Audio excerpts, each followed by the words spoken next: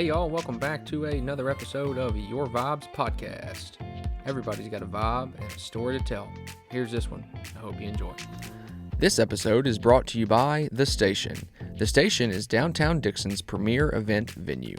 Located inside historic Mulberry Mill, The Station is a perfect space for a wedding or reception, birthday party or baby shower, conference or class, photo or video shoot, and even a live music performance. Just a quick 45-minute commute from Nashville, Clarksville, and Columbia, the station provides your guests with a classy and convenient experience in the heart of downtown Dixon's up-and-coming environment. To book your next event, please contact Andy Truman at 336-693-4311 or email her at events@mulberrymilldixon.com. 3, 2, 1, and we are off live. What's up, everybody? Coming at you hot on a Friday afternoon. Appreciate everybody tuning in as always. Appreciate your support. Here with some good friends of mine. I think we've kind of been juggling around dates. You guys travel quite a bit, don't you? We love to travel. Yeah. We travel a lot. We do. We just got back from Colorado. Oh, good for you. Well, I've got Miss Lyndsey and Chad Upchurch in here. Some natural health experts, doctors. We're going to get into some interesting topics today. They're very interesting people, to say the least, and I'm excited to kind of jump into it. So thank you guys for taking the time. I appreciate it. I'm excited about it. I've never done a podcast Never before. done a podcast. Have you done any kind of radio stuff? I do radio. Okay. You don't tune in WDKN? WDKN every month? Sorry, I don't. I don't. Yeah, I'm like the star over there. What do you talk about on that? Health. It's health. What else? Okay. Health. Yes. Okay. Ken Forte is a big fan. Yeah, exactly. He just brought in a local TV station too. He did. Local 6 trying or to something. get me to do a TV show, so I might be really famous eventually. Oh, breaking news! How about that? You can be Dixon famous. That's right. Yeah, I'm trying. Yeah, good for him on that. That's quite the venture. You know, it's in a time where things seem to be going to Netflix and Hulu and Amazon, you know, hanging on tight to a TV station. We'll see if it see how it goes, you know. Newspapers and TV stations. Yeah, exactly. Cool. Well, I guess kind of just in true cadence of how everything goes. Like I said, we've got kind of quite a bit to talk about today, but if you guys just want to kind of get started as far as, I don't know who wants to start or whatever, but maybe we'll merge it when y'all met, and then we can kind of go from there. So I guess, I don't know if Lyndsey, if you want to start where you're from. I'll start. Sorry this isn't planned and you don't have a script for this. No, that's okay. I'm good. So I was actually born in Canada. And don't sound like it now that I've been in Tennessee for 15 years. I've got this southern accent, but born and raised in northern Michigan. Did my undergraduate at the University of Michigan. So I am a Wolverines fan, which was not good if you watched last weekend. We got beat by one of our bigger rivals, but we won't talk about Jim Harbaugh and his job. That's a whole nother conversation. Actually, he makes more money than Nick Saban. Can you believe that? Whoa, never. He did like a would've guessed that. $57 million, I think, 5-year contract. Pocket change, right? And he can't beat Ohio State or Michigan State. But I told you we'd end up talking about football. Right. It's like weather people, you know, they can just be good about 30% of the time and they're still getting paid. But yes, so graduated from the University of Michigan. I went to Davenport, Iowa, which is the fountainhead of chiropractic. So I went to Palmer College in Davenport. I spent 3.5 years out there. And after I graduated, ended up in West Tennessee. So opened a practice in Milan. Was that just like a fluke, North of or Jackson. did you have like a reason you went out there? Well, yeah. So at the time, ironically enough, my ex-husband is a chiropractor. So Okay. I got something for chiropractors, I guess. Gotcha. And we opened a practice in Milan, but makes the story even better. That's how, if it wasn't for him and his internship, I would have never met Chad. So Jason, who practiced with me in our original practice, interned with a doctor in Union City, Okay. Dr. Matt Harris, who is now in Spring Hill. And that was Chad's best friend.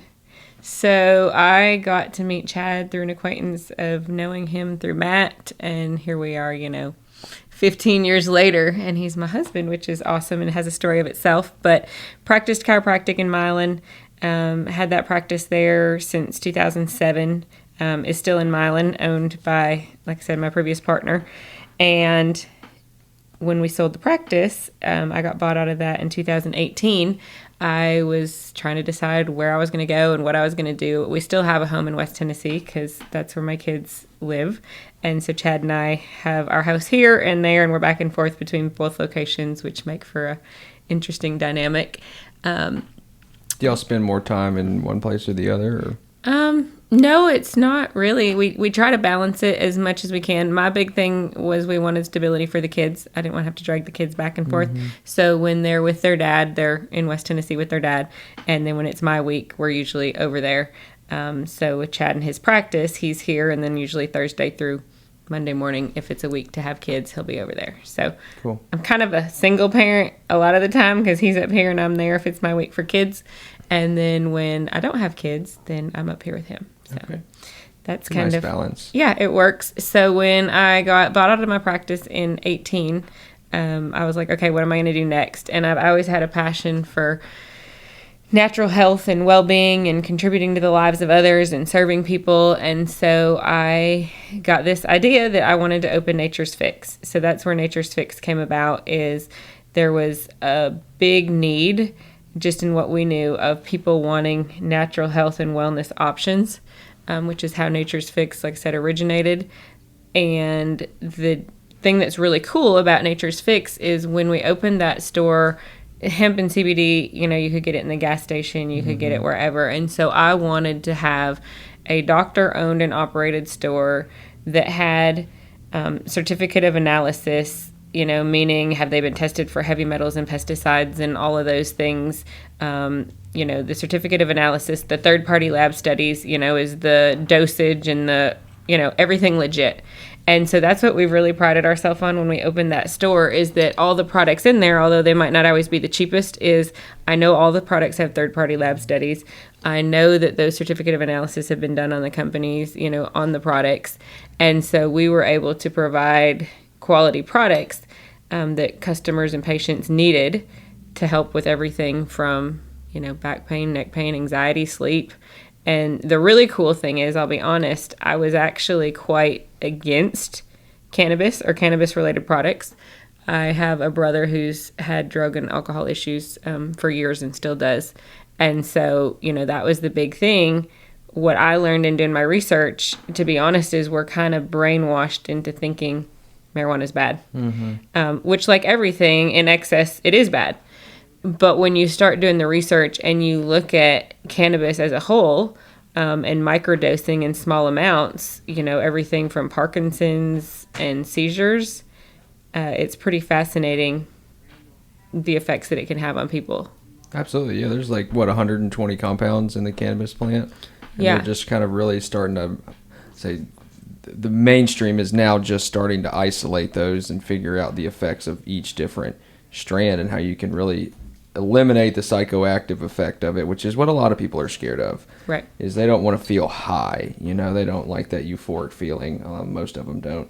But to isolate that, or to have the plant, not have as much THC. What's the legal amount? 0.3%? Yeah, 0.3%, which is pretty much nothing in there. But to treat those ailments as well too in a natural way is the way that everything should be. Yeah, we get actually a lot of referrals from some local doctors here in the community that we're really grateful for and thankful for. And that was my mission, that when we first came, I pretty much went around and introduced, the reality is most of the medical doctors don't know much about it, and I'll be honest, I was kind of ignorant to it myself. I didn't know and truly understand it till I started doing the research. But as you said, the plant, it's natural, and it does have these cannabinoids. And I always describe the cannabinoids to people. They're kind of like essential oils. You've got peppermint, you've got lavender, you've got these different oils that have certain properties. The cannabinoids are the same way. Some are for, helping with anxiety or pain or inflammation or whatever the case may be.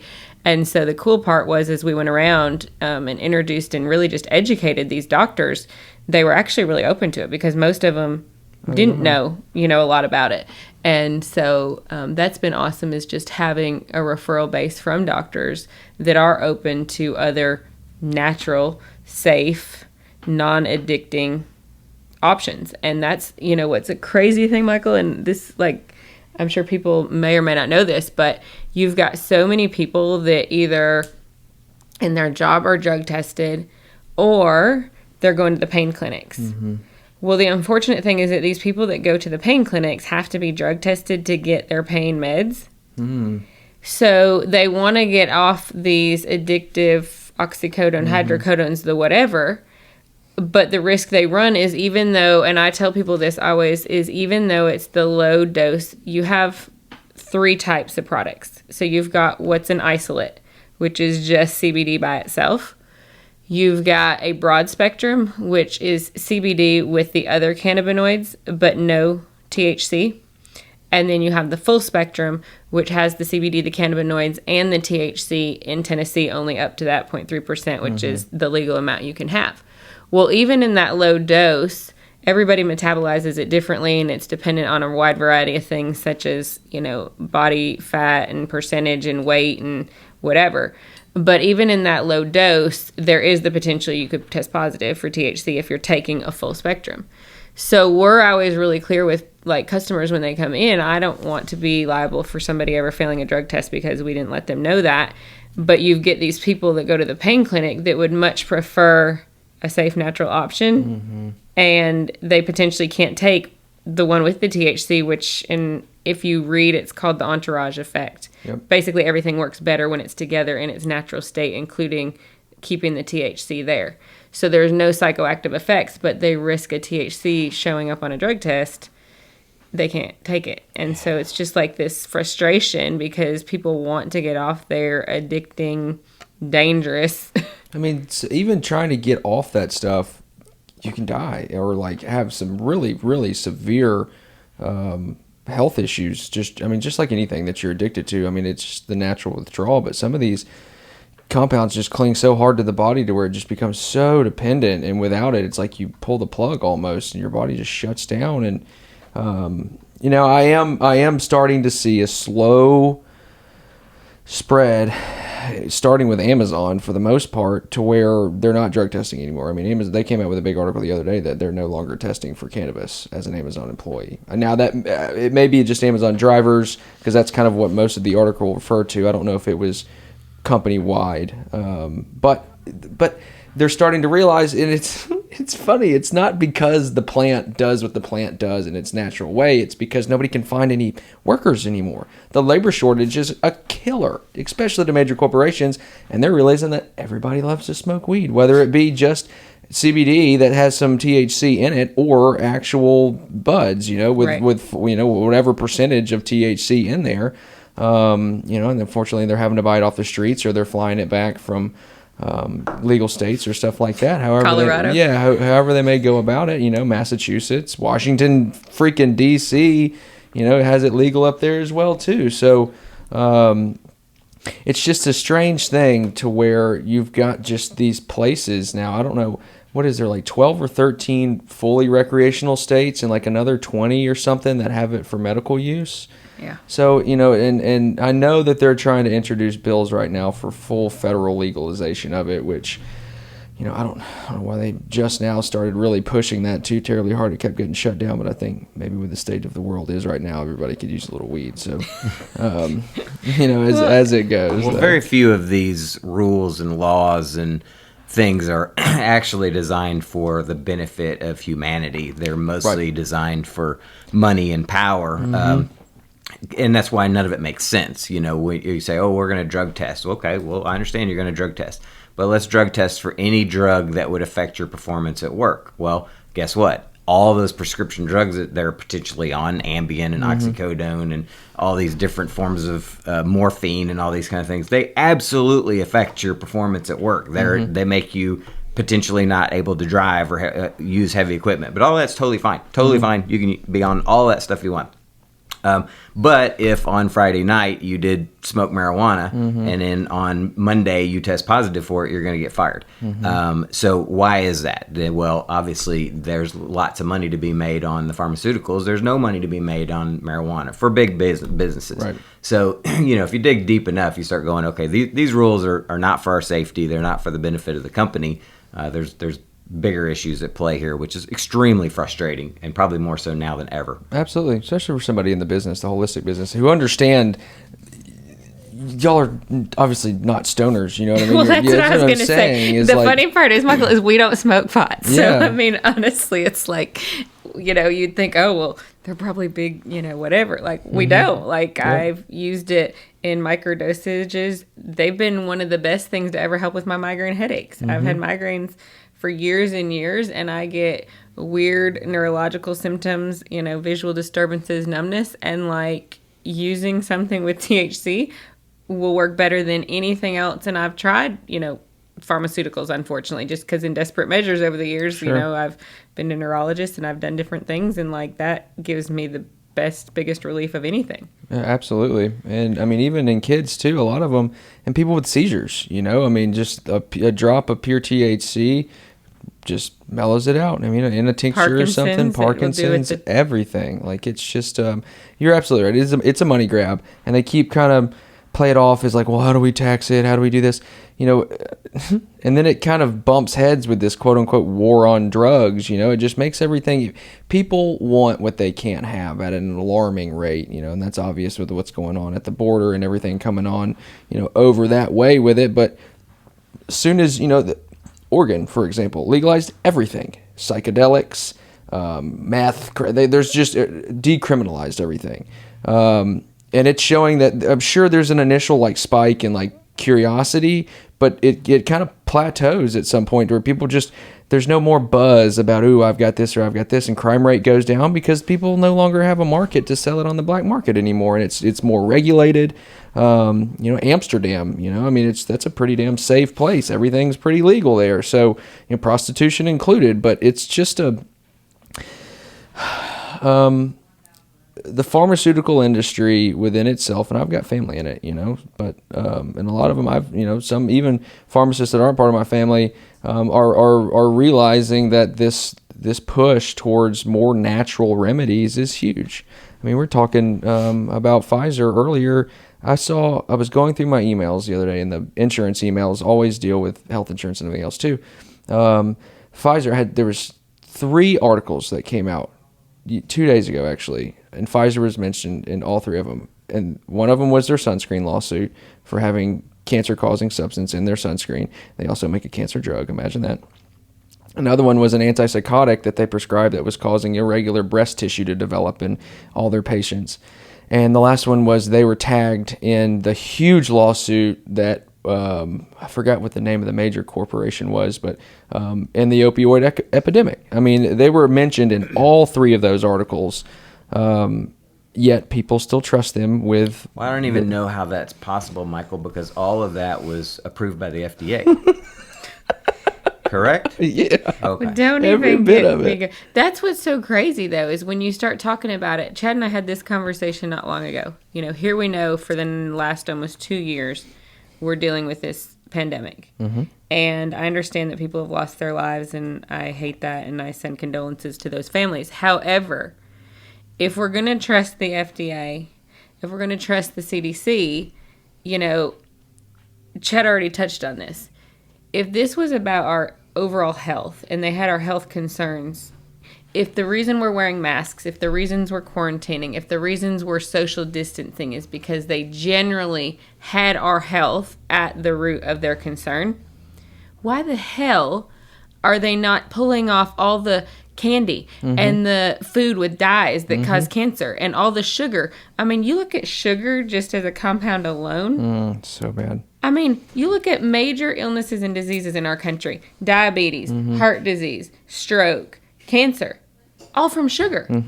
But yet we just had a holiday, 3-4 days ago, 5 days ago, that's what we do is we're pumping our kids full of this toxic chemical that the FDA is okay with. Totally fine with it. It's approved. It's safe. Promoted. They even incentivize getting the vaccine with French fries, weed. It's for a lot of times alcohol, Free donuts. Have you ever seen the American Cancer Society? Don't even get me going there. They do fundraisers with their pink cookies and cupcakes. I'm like, you're selling food that, if you've read any sort of research, there's an oncologist I follow from Harvard. Dr. Thomas Seyfried is his name. And he talks about the metabolic side of cancer and how it occurs and the role sugar plays. And I'm like, but yet we're the American Cancer Society, and for fundraisers, we're doing like bake sales. Like, what the hell is wrong with people? Like, it's time people wake up. It is. Just you're gonna get me going down. Do it. Just roll along with it, baby. Yeah. But I'm just saying, it's like, how can we be so ignorant that we're in the midst of this pandemic and they care about us and they're protecting us? No, they don't.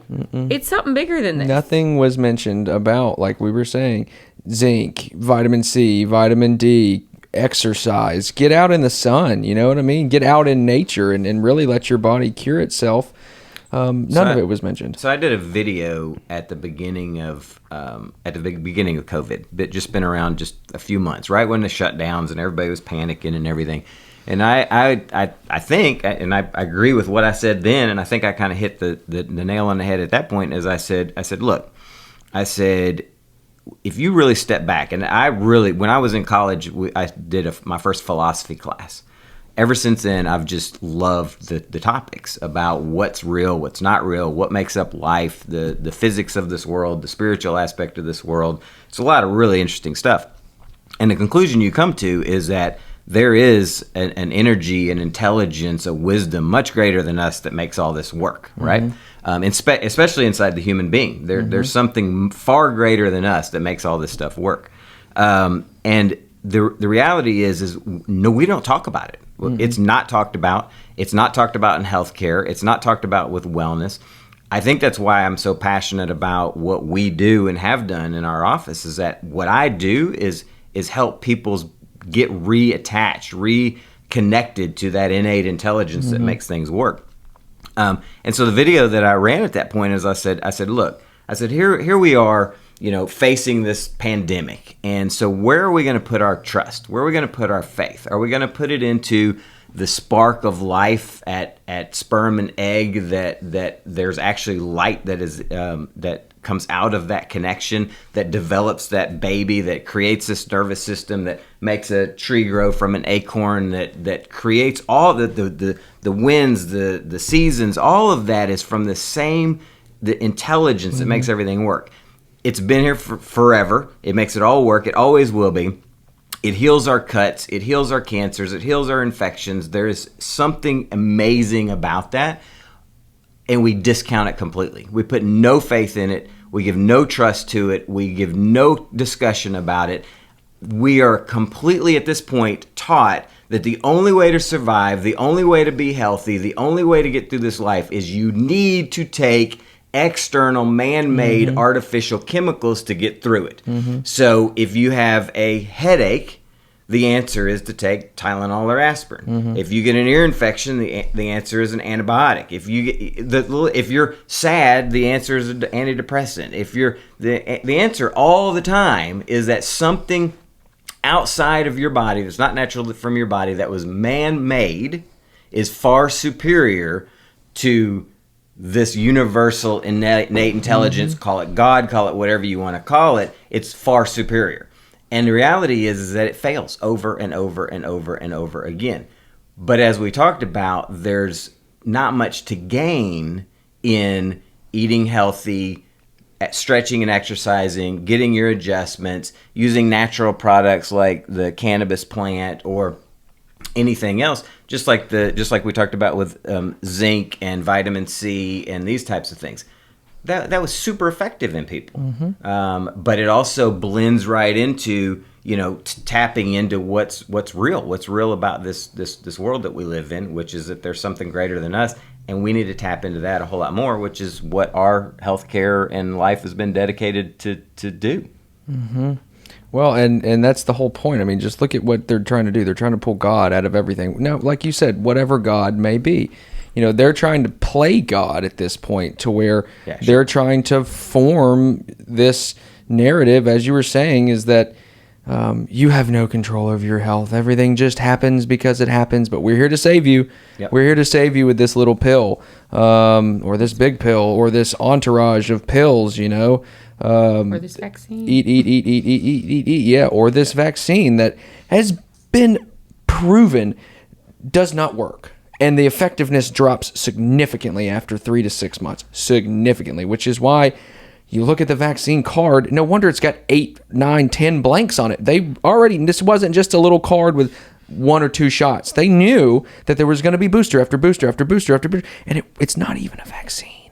It's gene therapy, because the FDA approved Pfizer's, but Scott Gottlieb was on the board of the FDA, or he was a commissioner for the FDA, and then he jumped on the Pfizer board. That's the only fucking reason that it was approved, that quickly, especially. So you're absolutely right. There is, and as Nikola Tesla always said, everything is energy, frequency, and vibration. That's all everything breaks down to. For sure. And even when you break down, if you look at life like that, you can break down all diseases and realize that it's dis-ease with God or with nature. Like there's just has to be some sort of adjustment, whether that be through what you're eating or not eating or consuming, the alignment of your body, exactly, exercise, getting these dopamine and serotonin chemicals to float through your body to really energize your spirit, and that those happy chemicals that are unfortunately numbed. The solution right now is to numb the pain, and to make you forget about it. So something that I've taught my entire career, and it never changes. The answers are always the same, and it's 100% accurate. Is exactly what you were just talking about. You said dis-ease, but I used to do classes in my office all the time, and now I don't do them as much. I do on the radio show and stuff, but one of the questions I always asked all of my patients, all the people that trusted me for advice, I would say, how do you define health? I just ask, how do you define it? How do you know if you're healthy or not? And across the board, I would get a variety of answers of, well, it's when you feel good. It's when you can get up and go to work. It's when your labs turn out right. It's all these different things. And ultimately, if I took all the definitions that everybody said, it boiled down to it's when you feel good. We are taught that health is when you feel good, period. That's it. But the problem with that, what I teach about that is that if your only goal is I want to feel good, because that's what health is, I just want to feel good, then when you feel bad, your only objective is to feel good, which is what leads towards a quick fix, like a Tylenol or drug or medication or whatever, because that will make me feel good. As soon as I feel good, I've achieved health, because health is just when you feel good. And you can look it up in the dictionary. That's not even the definition of health. The dictionary even has it right. It says that health is when you function at your highest, or function at 100%. And it says mind, body, being, whatever. But that's where this conversation is going is what is it that makes us function better? Not what is it that makes us feel better. Feel better is dangerous. If your kid gets a fever and all you want him to do is feel better, well, you can give them Tylenol, but that's been proven that's not effective. That so bad for you. Their immune system is actually working really effectively. That's why they have the fever. So when you give them the Tylenol or the Motrin, it lowers the fever. You stop their immune system. They have a tendency to get sick longer and repeat those sicknesses. So you ask the question is, okay, what do I need to do to help my child function better? Well, that's where these natural things come in. And it even helps you on your day-to-day decisions. If you're sitting there and you're like, okay, well, my goal today is I just want to feel good. Well, feeling good may be sitting on the couch eating Doritos and drinking some beers and maybe smoking some pot that night, right? Does all that help you function better? Absolutely not. You're functioning worse from that. And if that's your day-to-day today, then all of a sudden your body begins to break down, so you start to feel worse. So you do more things to make yourself feel better. You go get prescription meds and whatever. It's just this game you're chasing, the mirage of I want to feel better, instead of saying, okay, I'm less concerned about how I feel. I'm more concerned about how I function. If you want to function well, then you're not going to sit on the couch. You're going to go do yoga or stretch or go for a walk. You're going to eat a salad or a lean chicken breast instead. You're going to get your chiropractic care, once a week or once a month. You're going to get a massage. You're going to take your supplements. You're going to use hemp instead of, a prescription. That's what this ultimately is all about. And then you say you want to even go to like the vaccines and stuff like that. Is that making your body function better or worse? Well, if you look at the ingredients, all the toxins that are in there, it's making your body function worse, which is where these statistics come from. More vaccines, more problems you have. There was studies years ago, 20 plus years ago, just about the flu vaccine, and that the repetition of the flu vaccine was linked to an increase in Alzheimer's later on. So there's a negative effect to all this stuff. And then you start looking and you say, well, viruses have been around forever. They're part of our life. They're on our body, in our intestines all the time. Same with bacteria. So in the past, what they did is every time you had a bacteria infection, you kill the bacteria. It's always a war. We got to fight the war, fight the bacteria. So they gave all these antibiotics. Well, guess what? That developed all these gut problems that people have now because it killed all their bacteria that were in their body. It's the same with viruses. The game is, how do we coexist with bacteria and viruses? And the higher your body functions, the less you have to worry about it. The freedom that comes from functioning at a high level is, you can't put a number on it. Like, you don't have to worry about your kids all the time, 24/7. You don't have to worry about, oh my God, are they going to die from this infection? Are they going to die from this ear infection? Are they going to die from this and die from that? That's all fear-based. When you know that you're doing the right things to make them function, it is rare that you have to go into panic mode about it. Now, when shit hits the fan and something bad happens, we have an amazing emergency medical system, and that's where you go.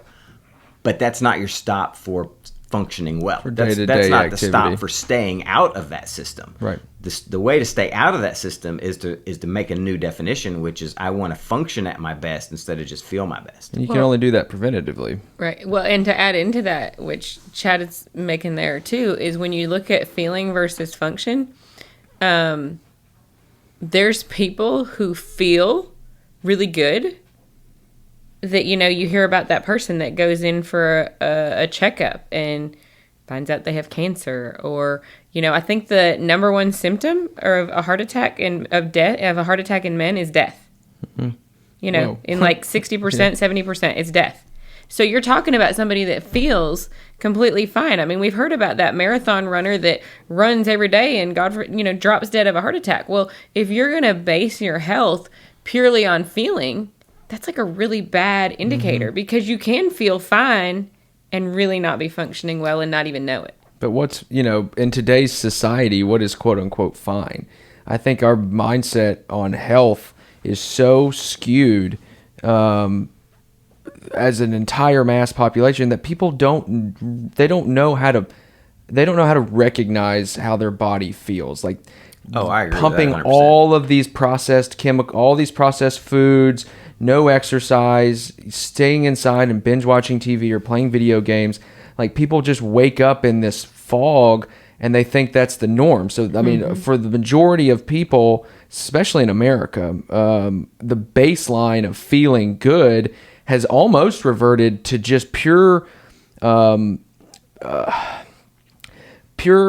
intermittent dopamine drips. Like, that's the feel good. Like, they don't really pay attention to their body. If my stomach hurts, or I'm irregular with how I poop, or my pee is orange yellow-ish color, or my head always kind of has this hurt or a pressure to it, or I'm a little hazy. Like, people, and then they just grow accustomed to this, and then they just see all these commercials on TV about, here, pump yourself full of this, pump yourself full of this, and the baseline of feeling good is way low, to where they don't even recognize that they're not feeling good, even, and functioning well only happens when you push the limits of your body. Like, you can function well, I can all function well just sitting here and waking up and going to work and hanging out with friends and going back to bed, and it's just this, we can feel well in that aspect, but functioning well, you have to work out, you have to move your body, you have to go outside your comfort zone, do things that don't make you comfortable mentally and physically, and then that's when you're like, okay, I need to make an adjustment here. I'm trying to take this to the next level. I'm not functioning the way I need to, so let's cut this out, or let's add this, and then you just kind of stair step it all throughout. Yeah, we desperately need new definitions in our country. And the sad part is the definitions are right if you look in the dictionary. They're just wrong in our head. People will say normal headaches all the time. Oh, I just get normal headaches. Like, a headache is not normal. That's your body telling you. I always like the example of, if you're driving in your car today and you leave here, Michael, and your check engine light comes on, what would you do typically? Go run the codes on it and figure out what it is. But what we do as a society is we like to get out the duct tape Right. And let's put the duct tape over that check engine light and let's keep driving it. You know, let's just mask it. Let's cover it up. Let's not get, and that's what I love about the foundation of, you know, Chad's been here in Dixon for 24 years. Almost 24 years. You know, doing what he does as well in his practice is like, we don't want to mask the symptoms. We want to figure out what is the cause of the problem. Like, why are you having this pain? Why are you having it? Let's figure that out so that you can go back to functioning at a different level. It's not about putting the duct tape over that check engine light. And it's these, going back to what you were saying about this universal consciousness, I've been watching a lot of energy healers lately that do like sound bowl methods and chants and mantras and different,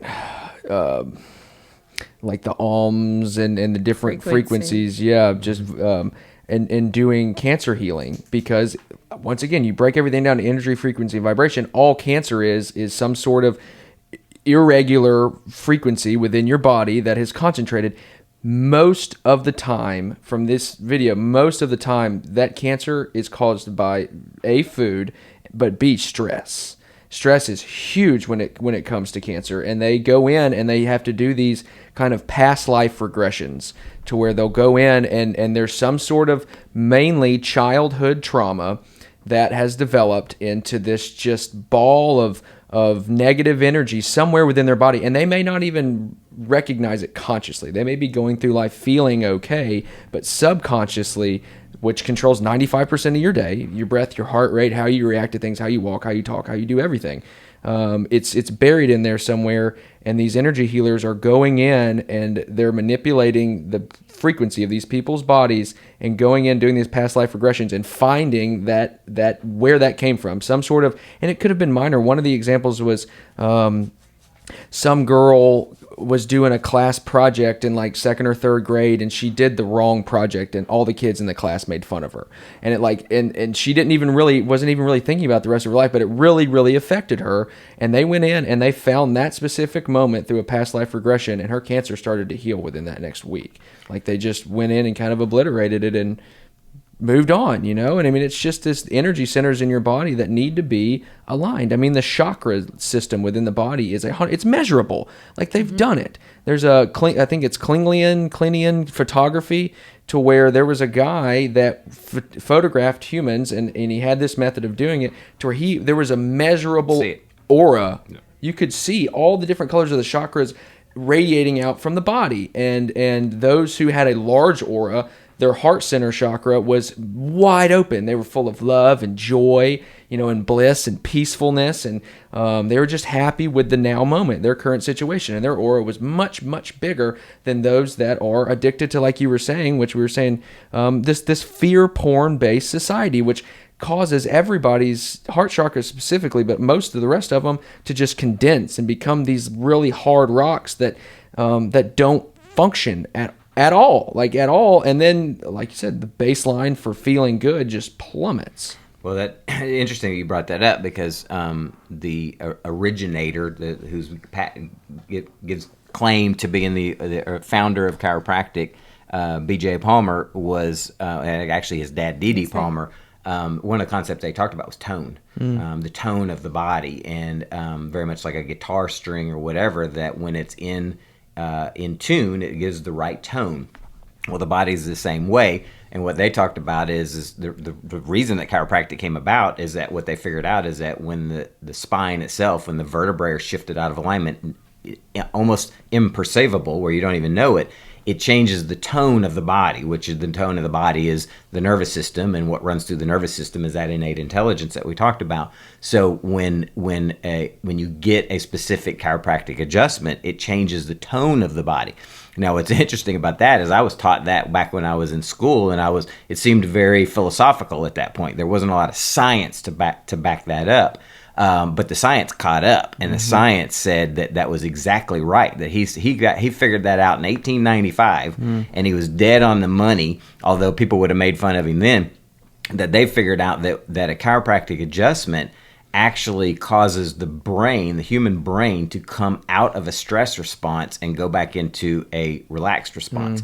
And when the brain is relaxed, the body's relaxed, all the organs, everything, it changes the tone. That's why chiropractic has worked for all these years. There's no way chiropractic would have been around this long if it didn't work. It's certainly not from marketing or the schools or anything else. That's how it works. Too, they all I remember even people I've talked to over the years, you talk to them, have you ever been to a chiropractor? Well, I don't have back pain. What they don't understand is, again, we're going back to the, feeling versus function. Okay, you don't have pain. Well, you don't need pain to go, but it's about functioning. And they've done studies with measuring the millimeters of mercury and the weight. And they found that the weight of a dime, which I can't quote you how much it weighs, but it's obviously not much, can decrease, that amount of pressure on a nerve can decrease the nerve's function by 70%. Oh my gosh. So meaning that when you look at the spine, and this is just an anatomical fact, the nervous system is made up of the brain, spinal cord, and all the nerves coming off of it, is when you look at that nervous system and you think, okay, you can start from, at the base of your skull, your neck, going all the way down, mid-thoracics, we're talking lungs, down lower back to the stomach, to the reproductive organs, all these things. Well, if the weight of a dime, you don't have any pain or symptoms and you don't feel it, but that nerve's not functioning, then over time you wonder, well, now you've got the patient that shows up with infertility issues or stomach issues or can't breathe. So, chiropractic is so much more than the back and neck pain that we've gotten put into this box over the years. It's my kids, his as well, were adjusted. I've got a picture. My daughter was adjusted within, minutes of being born. But sorry. No, I was just going to say, just that alone, people don't understand, why does the kid need chiropractic? Well, the birthing process alone, if you've ever seen them in there all what curled they up do, and they come out. Yeah, and the process of just being in the birth canal and the pulling and twisting and yanking. So it's you have this child come out whose now nervous system is going to grow and develop that has interference from birth just from the process. And, then you end up with the colic and the ear infections and the bedwetting and all these other things that chiropractic has huge success with. But just think of the topics that we've covered already. From tone to vibrations to colors to chiropractic to medicinal plants to, we haven't even talked about acupuncture. She does acupuncture, all these different things. And they're all doing the same thing. They're increasing the function, and we don't know near enough about it as we should. So imagine what our country and our world would be like is when somebody shows up with a stomach ache or cancer or whatever. We started the conversation in these areas, and we started saying, what is it that caused this stomach problem? What is it that caused these migraines? What is it that caused this cancer? And why is the body not functioning the way it's supposed to? And what can we do to get the body to start functioning better? How can we get the body to start to heal itself and not create these problems?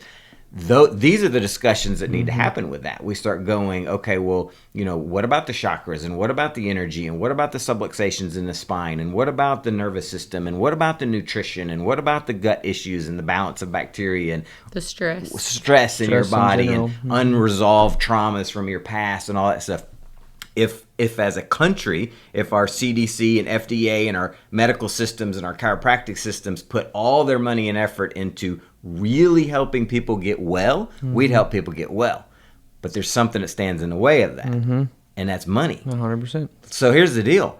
Every time there's a new problem, then there's an opportunity to make a lot of money off that problem by creating a solution. But it's not a solution. It just treats the symptoms. It's more money. And it's a big problem. It's a huge, huge problem. And the ones that cause the problems also try to fix it too. For sure. It's a $1 billion industry. There's a lot of money. I've said this for years, and I'm going to bash the American Cancer Society, but I'm doing it again, is you can't tell me. There's other countries that people go to for alternative treatments for cancer with IV infusions and vitamin C and hyperbaric and all these other things that are not our normal chemo and radiation. Well, you can't tell me in all the developments in Big Pharma that there is not a cure for cancer. 100%. There is cures in other places. But what the thing is in the U.S. that makes it so frustrating is, what we just talked about. There's a whole lot of money to be made by putting people on chemo and radiation and drugs, and which destroys the immune system. Yeah, for sure. You're doing completely the opposite. Obliterates it. And it blows my mind because even that, Michael, I know some people that are going through cancer treatments in West Tennessee, and I see their posts, and like they're going around again with the effing cart, handing them out cookies while they're on their drips with their, and I'm like, what in the hell is going, like, it just doesn't make sense. We interrupt this episode with a message from our sponsor. This episode is brought to you by The Station. The Station is downtown Dixon's premier event venue. Located inside historic Mulberry Mill, The Station is a perfect space for a wedding or reception, birthday party or baby shower, conference or class, photo or video shoot, and even a live music performance. Just a quick 45-minute commute from Nashville, Clarksville, and Columbia, The Station provides your guests with a classy and convenient experience in the heart of downtown Dixon's up-and-coming environment.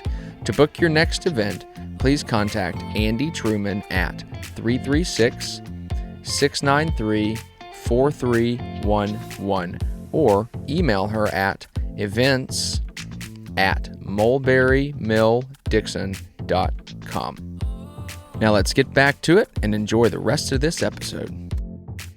And the thing is there has been I say proven, but there was a guy, I forgot, I'm sure you may have heard of him, but he was able to, and I can't remember the name of the machine, guy right off the top of my head, but he was able to create a machine that, back to the energy, frequency, and vibration, was able to match the frequency of the tumor, and it would just go in, and he could go in and scan the body and find it, and then match the frequency of the tumor, and completely just obliterate it. I've seen it would that. go away. Yep. And they fucking pummeled him. They just squashed him into the ground, did away with the patent, hid the patent, whatever it may be, and moved on with just pumping Have you people. followed Dr. Mercola, Joe Mercola's stuff for years?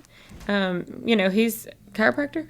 No, he's a osteopath, I think. Osteopath. He's a medical doctor. But if you go on Mercola.com, he's just, for years and years, tons of research on lots of different health and wellness things. And that's what he was telling me even just a few months back, like that they were going to shut down his site. Yeah, he put a post out. He's been around for years. For years. Great guy, very educational, very open to alternative methods.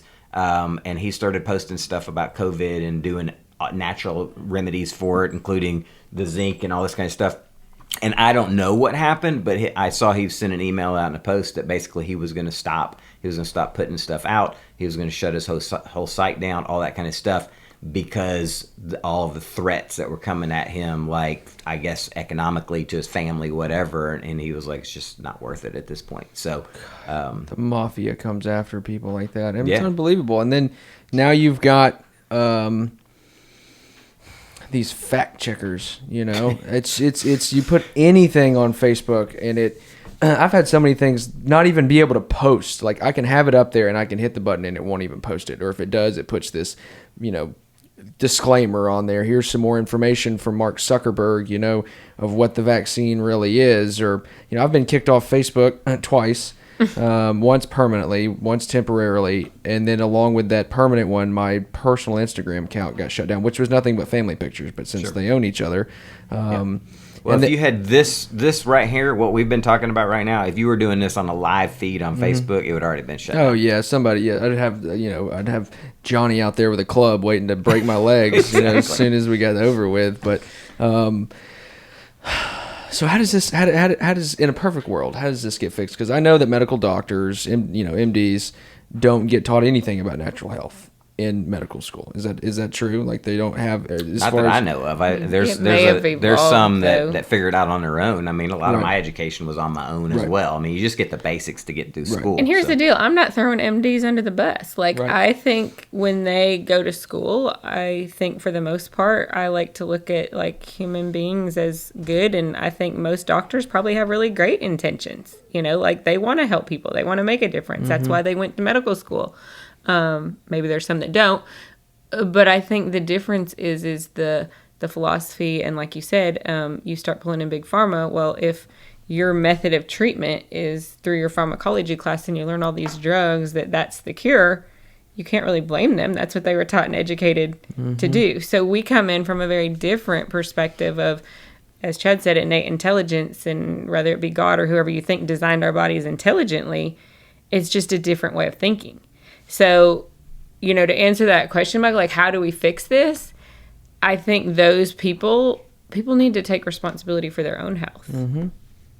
You know, people need to not look for the quick fix. Like, if you're having, like I said, the headache, like, what's the cause of it? Like, eating right. I mean, it makes me sick when I think of even just, like, what we do to our children. Like I said, we just had Halloween, and I don't know if you're familiar. Have you ever heard of the Switch Witch? No.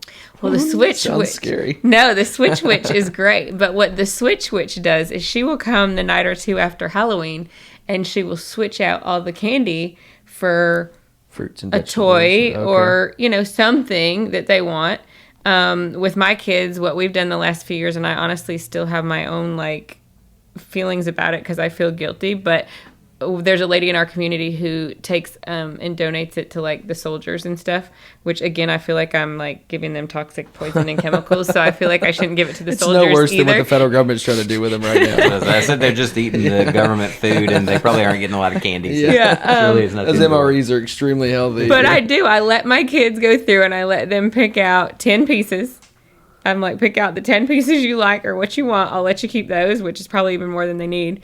But the rest is going. Like, in like I said, the Switch Witch can come and actually swap it out with something they want, a toy or whatever, which I think is really cool. Absolutely. As an idea. But it's like what we're doing to our kids, like feeding them, you know, and I'm not a perfect parent by any means, but I try to do the best I can. Like, we don't drink sweet tea. We don't have sodas in our house. We drink water. It's just making a conscious effort. I think there's some really easy, basic things you could do. Like you said, getting outside, walking, playing with the kids. I mean, just easy, applicable things that increase your health and well-being. Mm-hmm. And you're not relying on an outside source to take care of that. Okay, I would like to maybe get in this with y'all just a little bit. So on this higher intelligence fact and this homeostasis of the body, have you all looked into anything on psychedelic mushrooms at all? Some, yeah. Psilocybin Yeah. effects, even from what you were saying, a microdose base. So I've studied quite a bit on it. I mean, and it's mentioned all throughout history. It's on cave paintings. You know, the Egyptians had it mentioned. You know, it's been mentioned. There's some pictures of some depictions of Jesus with mushrooms as well too, and a lot of research.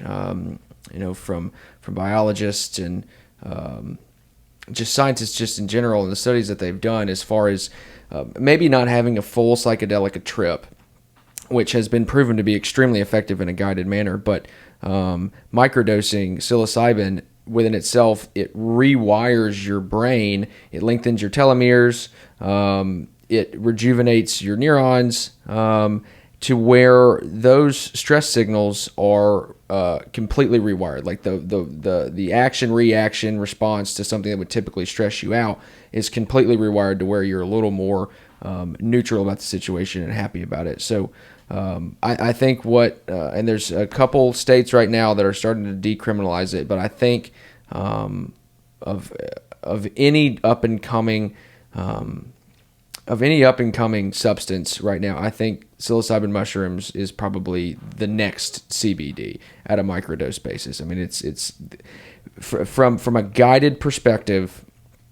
You'll take, you know, a pretty significant dose of psilocybin, and you'll have this guide in there with you, and you'll go through this trip. It has shown a 70 to 75% reduction in PTSD, depression, anxiety, stress, alcoholism. In one dose. One dose that lasts years. You don't even have to have a quote-unquote booster dose or whatever it may be. Lasts years because you go through and you literally dive into your subconscious, and they'll go in and guide you through. I mean, just watching these people do this trip, they're in there with a blindfold on in a nice room with candles and scents. And they'll cry, they'll scream, they'll get mad. I mean, it's just this full emotional roller coaster. But when they come out of it, I mean, it's just like silence in their brain. It's another fascinating thing, which, you know, my backstory is I was raised extremely conservative. So I was anti all drugs of any kind, including marijuana is worst thing. It's from the devil, you know. The devil's lettuce. The devil's lettuce. And Doesn't Tyler Childers sing about that? Yeah, he does. So I am proud of my boys. I raised them to all be free thinkers and question things and not just take, you know, everything from it. And it was actually my oldest son who was like, Dad, he's like, you know, he's like, if you're going to go have some drinks, some alcohol, he's like, that's not good for you. He's like, it's bad for you. He said, you should at least be open to something else like marijuana. And as she said before, I don't like marijuana. I don't use it. I don't like it. But I have a tremendous respect from it at this point, because here's the deal. It's way better than alcohol. You can take a room this size of marijuana and not die. You may feel really bad, go to sleep, but you're not going to die. You get the munchies. So interesting. Another one of my boys had me listen to Joe Rogan's podcast on the mushrooms with a couple of experts on it. And I thought it was fascinating, because he did go back to the drawings and how they were paintings of the mushrooms with all this stuff, which brings me to the same question that I've had originally, which is the powers that be at some point said we don't want the general public to have access to the mushrooms. Right. The powers that be at some point said we don't want the general public to have access to marijuana or hemp. And I don't know, 20 years ago, I would have probably been like, well, that's because they're defending people and they don't want them to be sick. Well, I'm a little more pessimistic than I used to be. And I think that they knew a long time ago that these were things that worked really well for people. And having sick people is a really way to control people. The mushroom thing blew me away when I started seeing the research on that just like you said, people with horrible anxiety, PTSD, non-functional, all this abuse, all this stuff, that they could do one dose with no side effects and be good for years after. I'm like, again, it's a conversation we had before. Why are we not looking at that? Why are we not studying that? You can study it. I can study it. We can go try to raise some money, but that's a slow process. But if we put all the research that we have in the United States into figuring that out, but then again, who doesn't want that figured out? Who's holding on to the money? Exactly. So I think it's fascinating. It is, and I honestly think that there are just because getting into the research just in general, you start to find these little groups of people. You start to find these Facebook pages, or you start to find these kind of little societies of people, and then you watch videos of speakers with rooms full of hundreds of people, and they speak specifically on the psilocybin topic. So, and that's just, and then there's multiple speakers across the country. So there's groups of probably hundreds of thousands of people. I know I'm in a Facebook group alone with 150,000 people. On one Facebook group of psilocybin and psychedelic research and effects it has on people, and giving advice as far as like body weight, age, temperament, how to measure your microdoses, the different types of mushrooms, just like there's different strands of cannabis. And there's just this grassroots effort right now of these alternative health medicines. I mean, even LSD, it's the same thing. That is lab created, but at a micro dose, it has the similar effects of psilocybin. It is at the point right now. I feel, me personally, in the research that I'm doing, and it may just because I'm so far deep down the rabbit hole, is that we're at a breaking point on a lot of things right now, to where something's gonna have to give. Something's got to give. Something is. I mean, we're at a point right now to where there's something being pushed around right now about giving $450,000 to illegal immigrants that were separated from their parents. Right. I'm gonna denounce my citizen. I'm gonna go across the border, come back. Whatever it may. I'll put a mustache and a sombrero on. I don't care. Like it's just who in their right mind would ever think that was normal or a good thing to do? Period. When you've got companies being shut down. Our administration seems to think it's a good idea. Right. Well, it's because it's a bigger voter base. But to the point is that you're starting to see some states. I mean, even in Canada right now, they've got some huge cannabis companies. Canopy Growth is up there, and several Aurora is up there. So, given the state of Canada and Trudeau, and whatever we may think about that, but they're kind of. But is it this carrot in front of the donkey thing? You know what I mean? Is it smoke and mirrors? They're like, oh yeah, we knew this the whole time that this was good, but we were just kind of. So now you can have it. You can have the weed. Oh yeah, here's a couple states. We'll decriminalize the mushrooms for you, but don't look over here.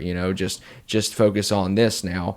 Well, it doesn't get legalized until it can be profitable. Exactly, until it can be taxed appropriately. Exactly. And that's what I've said. Somebody was asking me, they were like, when do you think they'll legalize it in Tennessee? I was like, not until they've figured out how to make money. When you can make more money legalizing it than you can criminalizing it, then that's when it switches.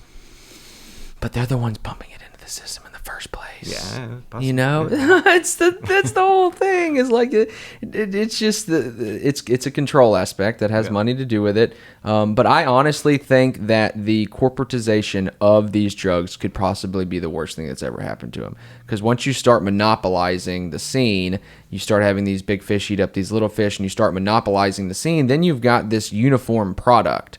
You know, you've got a company that may not diversify themselves, or whether it be, you know, decriminalized or not, they need to, obviously companies need to make a profit in order to grow and to continue.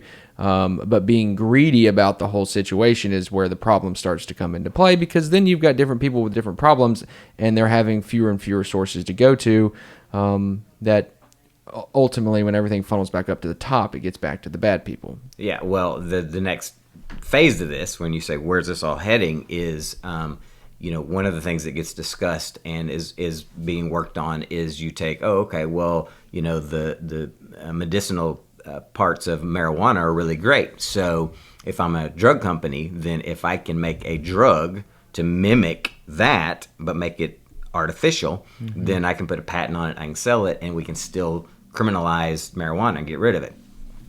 I see similar things with the mushrooms. It's like, the psilocybin is doing amazing. How do we mimic that in a drug and sell the drug and make it legal and keep that illegal? So you're right. We're at a tipping point on which direction this is going to go. But the powers that be are not going to let go of power just because people want it. It's just they're going to fight that all the way through. They made a pharmaceutical, I can't think of the name of it off the top of my head, with cannabis. And it wasn't working and it wasn't effective. And what they found out the problem was, is back to what we talked about earlier with the entourage effect, is it was created in a lab, you know, synthetically. It didn't have all the other cannabinoids and properties to it because it was created in a lab. So you can't just take something out of nature and expect to get these same results, because it's not how it was intended. Like, that's not how it was created. Well, this ultimate God source created it, right? That's right. And it's totally as well as they created way. us, and they created, you know, Mother Gaia, this planet, and everything is supposed to work symbiotically and in harmony. I read an article, and I didn't read too deeply inside of it, that weeds, like regular weeds that grow around your house, are actually, and I've stopped pulling, not my house is covered in weeds, but that weeds that grow around your house just naturally are medicinal plants for ailments within your body that you may or may not know that you have. So like you can kind of collect those plants and put them in a tea or something, and it'll latch on to whatever kind of discord you've got going on in your body, and that the land that you live on just knows it. Like, it naturally wants to heal you. So I do have a little tree that I haven't cut the weeds out of, and I'll go and pick them and chew on them, you know, for whatever reason. I made sure they're not poisonous. But now you're back to this amazing energy that runs this planet, and how it's all knowing, and we're part of that, and it's way more than we understand even close at this point. So I feel like it's really easy, though, in the sense of, I mean, I've asked this question, is if you would identify yourself as a spiritual, religious, whatever you want to identify yourself as, and you actually do believe that this innate, this God, this whoever you want to refer to them, created us, then why do you think it wasn't done intelligently? Like, that's what I don't understand. And I've asked that question. Like, there's no bit of me that doesn't think that my God that I believe in, that I think's created me,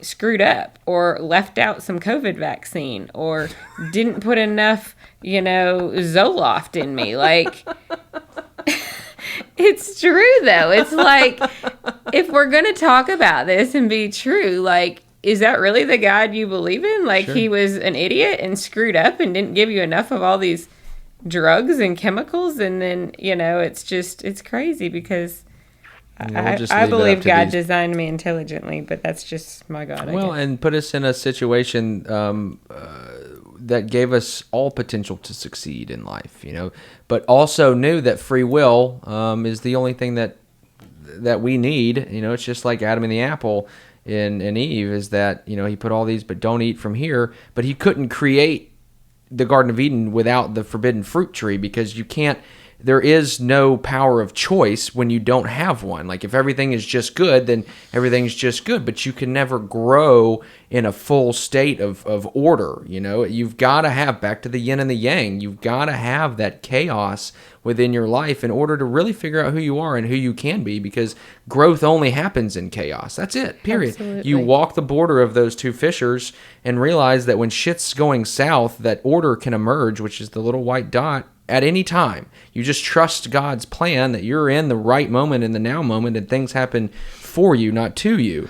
Right? Isn't that right? And then, but if you get into too much order, you're going to go insane, but you've got to have it as a foundation. But if you get into too much chaos, it's tyranny, and you're just going to go fucking mad as well. So you just kind of, and people are like, Michael, why are you so crazy? I was like, because I do spend a lot of time in the chaos, and then I'll spend some time in the order, and it's just like back and forth, and then you just kind of learn to straddle that line at all times. You know, Right. you're on the leading edge of creation at every point in time. People think they shouldn't have problems. You know, that's the biggest problem we have, is that if there are no problems, you know, those problems, when you change your mindset and you realize that those problems are a gift, and it's in those challenges that we have where the most amount of growth happens. You know, so if we never had a challenge or a problem to grow from, we would never go to the next level. And so, you know, I love you. I use that saying a lot, that, you know, life is happening for us and not to us. Like, it's exactly where we're supposed to be, doing exactly what we're supposed to be doing. And that the now moment manifestations, the moment that we're living right now, are delayed reactions of our past thoughts and actions. Like, there's a catch-up game to this here. It's not like, you know, what you experience now is where your mindset was however long ago, however long it took to manifest. Like the other day, I was telling somebody about this, is that there was a pile of dog shit in my yard, and I neglected to pick it up. And but as soon as I stepped over it, I was like, I'm going to step in that. I need to do something about that. Forgot about it, went about my day. 2 days later, doing the same thing, stepped right in it, bare feet. I'm talking, but that's the thing, is like, I didn't even question that narrative. There was no resistance to that thought whatsoever. There was a sense of knowing that at some point I was going to step in that dog crap, and I did, you know. But it's the same thing, like, there's this sense of knowing that things are going to go a certain way for you once you can kind of get yourself in alignment of just letting life be, and knowing that things are going to work out, you know, in a manner. They may not be exactly the way that you think they need to work out, though. You know, it's this hero's journey of just starting, going out, getting interested in something, finding a mentor, somebody that's interested with you, so you can kind of pick up the knowledge you don't know, and then going and defeating your dragon, which is guarding your gold of your goal there. I mean, you go and you finally get to the point where you're like, all right, I'm ready to take this on, like this podcast. Like, it took a lot for me of people talking to, and some nerves of like putting my opinion and suggestion and figuring out an interview. But then you finally go and you defeat your dragon and you continue on, and then started doing trivia. You know, there goes another hero's journey kind of thing. You just break it down into where, you know, feelings of stress, anxiety, doubt, guilt, shame, like, those shouldn't be real emotions in the first place. I mean, we can get into the Tony Robbins stuff of like how he starts his morning, of just like, it's not necessarily a meditative state, because you correct me if I'm wrong, obviously, is that he's feels that you can't necessarily really quiet. I mean, you can quiet the mind, but it's more about empowering your day to start off. Right? I mean, Tim Ferriss, I don't know if you're familiar with him, but, you know, he's got a book that he recently wrote, The Tools of Titans. And what was really cool in that book is he interviewed several hundred people, from, you know, millionaires, billionaires, athletes, and what he found is, he said, if you win the morning, you win your day. Like, that morning ritual is so important of what you do. And what was interesting is he found there was 5 things that these people that had success from all areas, whether it was athletes, you know, actors, famous people, whatever, is they did 5 things. And what was interesting, Michael, and I share this with a lot of people, is those 5 things, I was like, oh, this is going to be like really big stuff, right? But what they were, the first thing is making their bed. The next was getting some sort of movement and reps. It was hydration, because we all wake up dehydrated, water. Meditation, so whether that be meditation or prayer. And then the last thing was 5 to 10 minutes of like reading / journaling. But these were the things that these people from all areas, all walks of life, all across the world that had the most amount of success, they did these things consistently. And, we know success leaves clues. So I always say, if you want to be successful, you might as well copy the things that successful people are doing. And it's simple stuff. It wasn't like it's not life-changing stuff. Yeah, people. I mean, we're talking like feeding the mind, doing some movement, hydrating. I mean, and that's what is taught is if you can win your morning, the rest of your day goes good, is starting with, I heard this quote. It was cool. It said, rituals plus routine equals peak performance. So like with the Olympics just this past summer, is there's certain rituals those athletes, those people that have success do as part of their routine day in and day out, but that's what gets them to that level. So us as humans, it's like if you want to be to that next level, what are some of just like that really simple basic things that you can implement in your life that would take you to the next level? And it may be something as simple as making your bed and hydrating and reading for 10 minutes in the morning. I mean, it's not hard stuff. It's creating order within the chaos. It's something so simple. At least you've got something to go back to. At least you can say, I accomplished something. I made my bed. I woke up and drank water, which with me, I do pink Himalayan salt and lemon every morning. At least I took some self-care and meditated, and then at least I elevated my heart rate to get my blood going. And then I throw in a cold shower every morning too, just because that fucking slams every vital organ. It boosts your immune system. And you feel great when you get out, dude. Like people are like, you took a cold shower every morning? Hell yeah. Like I'll do a little warm shower. I'll clean out all my system. And then I'll just slam it on cold for like 3 minutes and just stand there and I'll wash my body, let it run just right down my spine and just hit that vagus nerve all the way down, and it just shoots and your hands tingle and you get out and you just feel like a champ. I don't even really need coffee in the morning anymore. Like I've after starting cold showers about a year and a half ago, I'll drink coffee occasionally if I've got like a coffee meeting or something, but I don't even need it anymore. Have you followed Wim Hof? Oh yeah, the Wim Hof Breathing Methods. That guy's insane. That's what I said. She told me she wants me to go do Wim Hof, and I'm like, I don't know that I want to get naked and walk through the snow. When you see him though, like for real, he guides these people, which goes into like, we could come back and do a whole nother podcast on this, is like the power of the mind. But I mean, just getting in this state where yes, they are in the mountains, in snow, barefoot. Barefoot. But it's about your state. It's about controlling the mind. It's the breathing. I don't know if you've seen the video where he dives in this hole like under the ice and he swims and he actually can't find the hole. So he's under there like way longer and he finally finds it. But it's like, could have died. Crazy. But he's in this calm, just like, obviously if you panic, it's not going to work. So it's all about and it's fascinating to me when you start into all that of just the power we do have with our mind and what we can control. Well, my state was not good this past Tuesday and Wednesday because I got up and I was complaining because it was 31 degrees and that was really cold to me. But I was not born in Canada. You don't have it in your DNA to do that. No. But you're absolutely right. And people, obviously I'm a little weird. And I'm starting to, people such as yourself, we can resonate with some of these conversations, but some people can't. But they're just open to it. And after trivia last night, I was having a conversation with someone, and they actually cried a little bit. I don't know if I should feel bad or not, but you made them cry. Yeah. Well, I think I broke something, a neurological connection in their brain throughout the conversation. But there was an issue that had come up, and to each their own on how you deal with your issues. But I just looked at him and I said, "You're choosing to feel this way. I mean, you're absolutely making this choice, and you're letting this external situation control your internal environment." And to me, that's the definition of insanity. Like if you're allowing something or someone to do something to you. Who was it that had was it Epictetus? I can't remember who had the quote, but it said, "Those who anger you will soon become your master." Because they're the puppeteer of how your emotions work. And it kind of seems a little.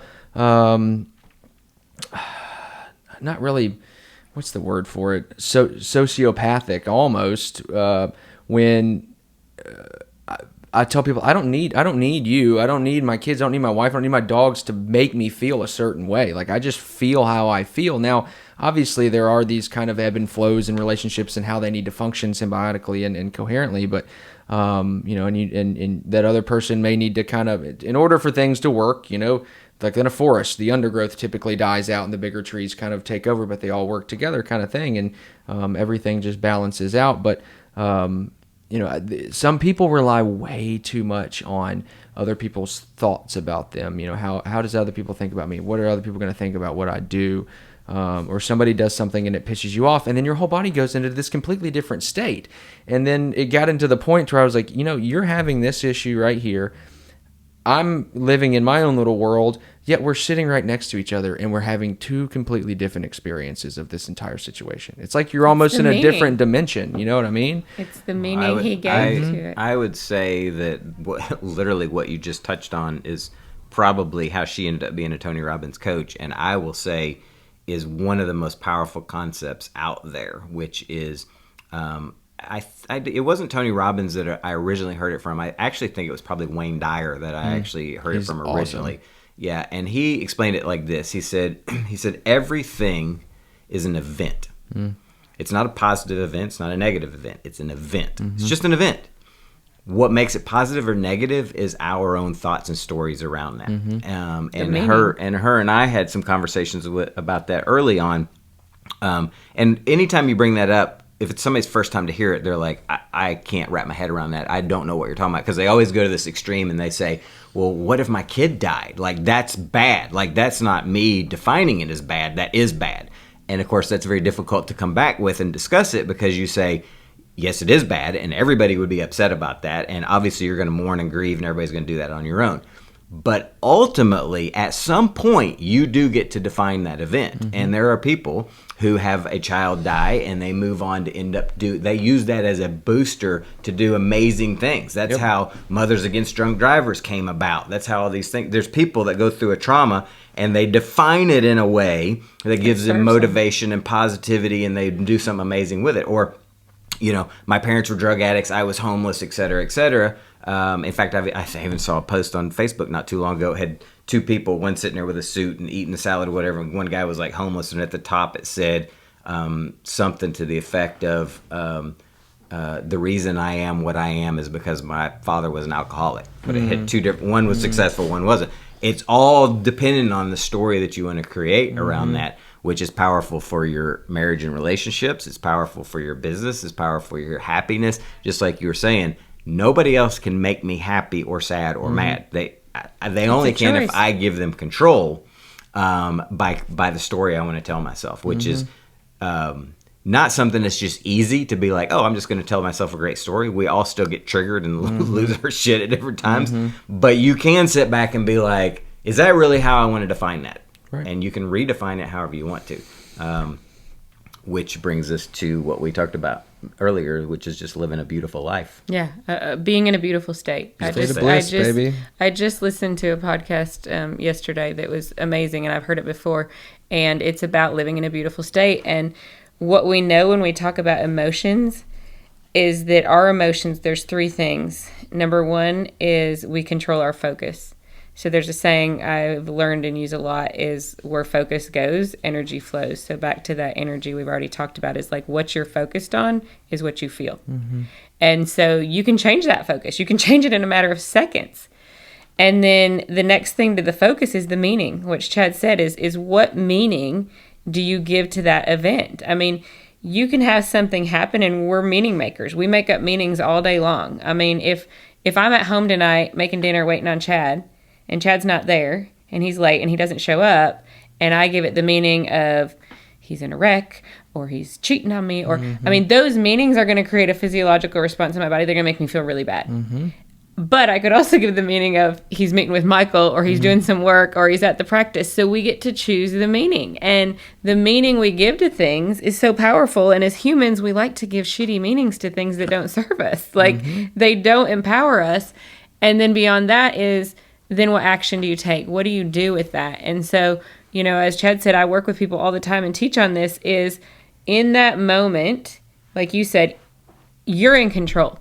you get to choose the meaning that you give to it. So give it a meaning that serves you. I mean, both of us have had, all of us, you as well, I'm sure, we've all had past traumas, experiences. I've gone through a divorce. He's had his issues, but you can look at that. And I have taken my divorce of like, in the midst of it, it sucked. Yeah. But like, look at what it brought me. Look at the growth I've had from that. I met this amazing guy. Like, I have become such a better person in the midst of, back to what we said, thinking we don't have to have problems. Well, if I wouldn't have had that problem in that moment in my life, it wouldn't have brought me to where I am now. So I'm grateful for that. And when you understand as a human being that you do get to choose, it's totally empowering. Like, you get to choose. Do you want to give it a meaning that serves you or a meaning that puts you in a suffering state? And from moment to moment, you can choose to be in a beautiful state. You might have something happen and in that moment be in a suffering state, and that's okay. I'm not saying you're never going to, have sadness or pain or anger or frustration, but then at that moment when you identify and you have this conscious awareness that you are in a suffering state, it's then what action, like, what do you do beyond that? If you would have talked to me 5-10 years ago, Michael, I would have stayed in that suffering state for days, sometimes weeks, if it was something that really pissed me off. Where now I have the conscious awareness that, okay, I'm in a suffering state. I want to be in a beautiful state. That's how I want to live my life. What can I do to change? What's my focus? What am I thinking about? What are my beliefs? What am I saying in my head? How powerful our thoughts are of what we say to ourselves. Are we saying empowering things, or are we saying things that disempower us to make us suffer? It's really actually quite simple. It's like going to the gym. You got to build that muscle and use it and do it. And the more you do, then the more beautiful you'll be. Well, and you have to, y'all being doctors, you have to get into the data. Like that for me, like this metaphysical concept of what all we're talking about was good, great, and wonderful. Like I kind of was starting to resonate with it, and I was like, okay, this kind of makes sense. But then I started getting into the data of studies, like Dr. Emoto in the 90s did The Secret of Water. Have y'all seen that? Yes. I have that. Unbelievable The how emotions and how the ice the crystallization of the ice, solely based on his thoughts onto the water and the impressions or music, like the vibration, exactly, on colors. And then you can, and this is getting into why people's default neural network goes into this stress hormone all the time, or thinking negatively about themselves. And this gets back into the quote unquote bad people as well too, because fear porn all over the TV. Okay. And we all know everything goes back up to like 6 major corporations, and really 2, BlackRock and Vanguard, own 95% of America. So they're in charge of everything. But it goes back into, if it bleeds, it leads. Reality TV shows of nothing but drama. TV sitcoms of cheating and family drama. Like it's these. Well, at least my life's not as bad as those people fucking concept. You know what I mean? And that's their baseline. It's like, how do they feel? Well, at least I don't feel as bad as these people. You know what I mean? And then they live their life like that. The frequency of the music. I was listening to something the other day that there's something that goes on with the frequency, and I'm going to explain this completely wrong, but like, you've got a beat, but then you've got a half beat. And so, like, inspiring music typically goes by the upbeats, of every quarter of a beat. But like rap music and death metal music, with it, however that may resonate, it goes on the downbeat, like the second beat, and that has a negative frequency on your body. And then you throw in the words that they have in the songs about killing hookers and dealing drugs and slinging guns and joining gangs and just being a complete man whore, woman whore. WAP by freaking Nicki Minaj was one of the biggest songs in America. And the meaning of that song is detrimental to society, to have people accept that as a number one song. Like it's unbelievable to me that people aren't awake enough to kind of be conscious of their intake, and they may not even, and they don't realize it. A lot of times they're just sitting, they're watching these shows, and they do this binge. This binge watch culture is so prevalent through so many different things. Instead of encouraging people to start a podcast or pick up a new hobby or just relate with people, just in general. I mean, look at what Facebook's doing. Now they've got Meta. Facebook is no longer Facebook, it's Meta, but because they own Oculus. And now you're going to get into this whole world of like Ready Player One, where it's like the world around you is burning to shit, and you're living in these hellholes for the most part. but everything's gravy in the meta. You can go across the world and your AI bot, your AI creation, and you can make that person whoever it needs to be, and you just live within this fake reality. Starting to become the Matrix. Don't get me started. Hold on, you can get me started a little bit, but here, I heard this theory the other day, and I don't know. Have you seen The Terminator? Yeah. Okay, so this lady, the woman who wrote the script, or helped with the script for both The Terminator and The Matrix, said, if you think about it like this, that The Terminator was a prelude to The Matrix. Yeah, is that when makes Neo sense. came in, he started taking over this robot world, and that, whatever, Arnold Schwarzenegger, what was the name of the corporation? Sky something, yeah, is that, if the Terminator started taking over, all these robots started taking over, and here comes Neo to kind of destroy the quote-unquote Matrix.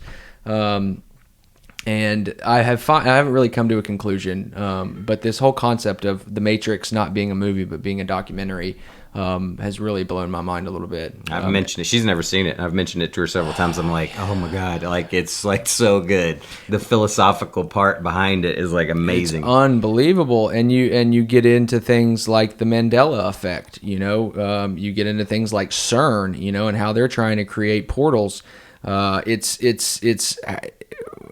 And I was explaining it to Anna Claire too. I'd eaten a gummy before we went to a stand-up show, and I like to do these little thought experiments of just my environment. Speaking of the Matrix, and so I just kind of be in the moment, but I just am very mindful about what's going on.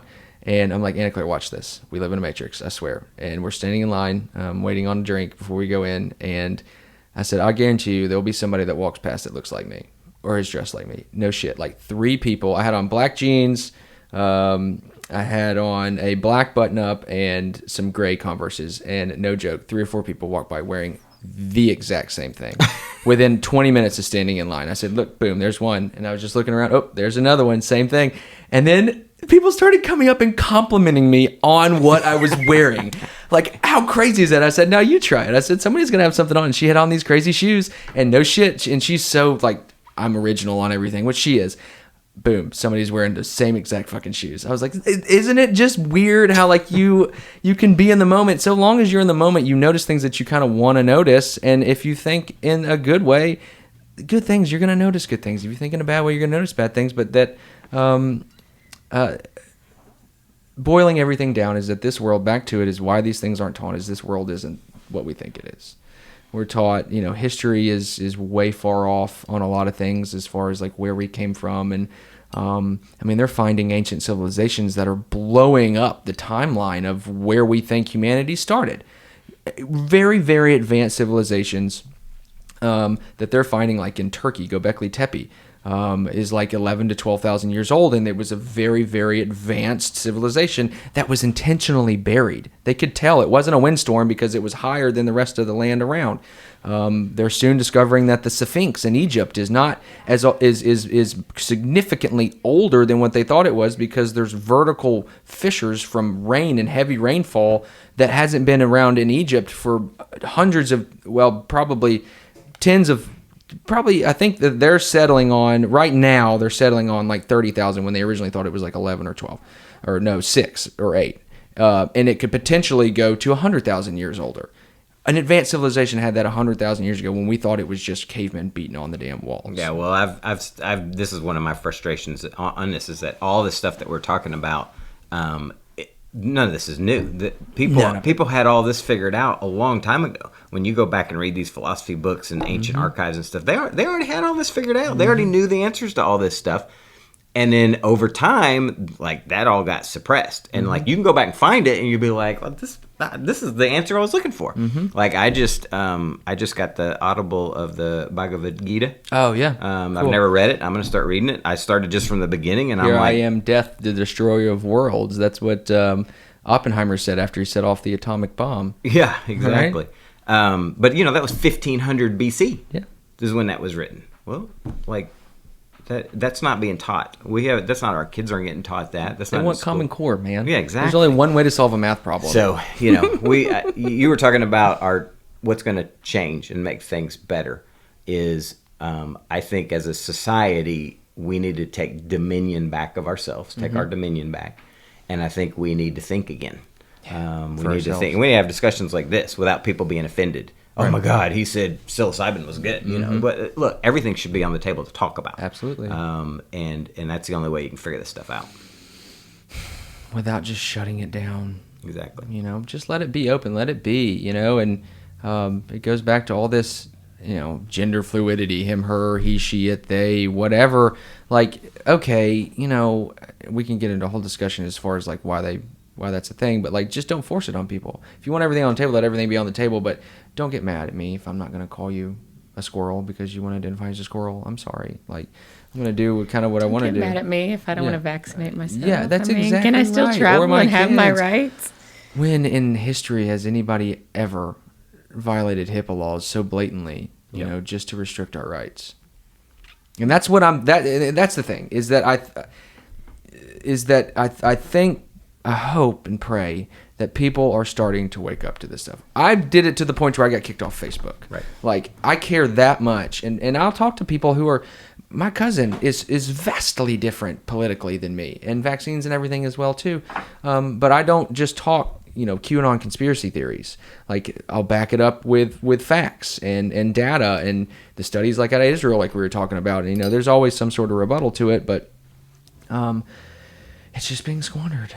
And it's not being talked about at all, and I don't think it ever will be so long as the powers that be remain in control. So there has to be kind of a shift in things, which is why I think the Noah's flood happened.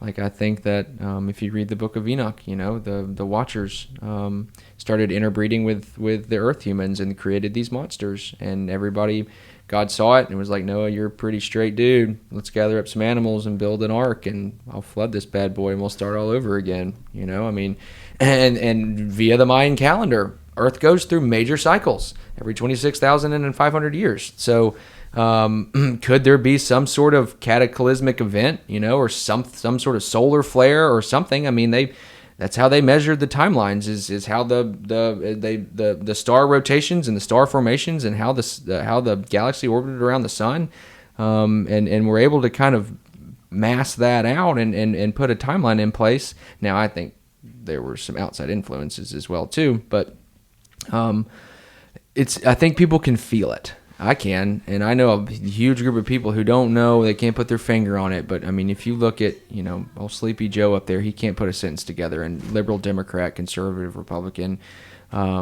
you can see that. You know, everybody can point fingers at Trump and say he was a sexist or a racist or whatever, and that can be a debate, but whatever issues are going on with him right now, or he's not in control, and I think that's making us as a country look extremely weak and vulnerable. But it's also waking up the people who are like, we're anti-Trump. They're like, oh shit, like maybe we should have voted for somebody instead of against somebody. And it's only taken 11 months to get to that point. Not long. We still got a while. Yeah. Well, cool. let's hope that there's a lot of waking up. Let's do it. Well, are y'all good? I'm good. Yeah, I'm good. Awesome. I enjoyed it. Told you the conversation, which kind of just get to a point. I was okay without my topics and my list. It's okay to just, you know, live in Wing a little it. bit of chaos every now and then. It was good. Right? Well, thank you for Cool. having us. Thank you all for coming and taking the time. I'm glad we got it in, for sure. I know y'all are busy, and this is a great way to end a Friday, for sure. Great way. Absolutely. Awesome. All right. Well, thank you guys for listening. Truly appreciate it. Like, share, subscribe. Tell your friends. Tell your family. Let's grow this thing. Blow it out of the water. Appreciate you listening. Until next time. Peace. Thanks again to the station for sponsoring this episode. If you are looking to book your next wedding or reception, baby shower or birthday party, conference or class, photo or video shoot, or even a live music performance, please reach out to Andy Truman at 336-693-4311 or shoot her an email at events@mulberrymilldixon.com. If you're interested in sponsoring an episode, please reach out to me directly via email at yourvibespodcast@gmail.com. Thanks again for listening, and always remember, stay vibey, my friends.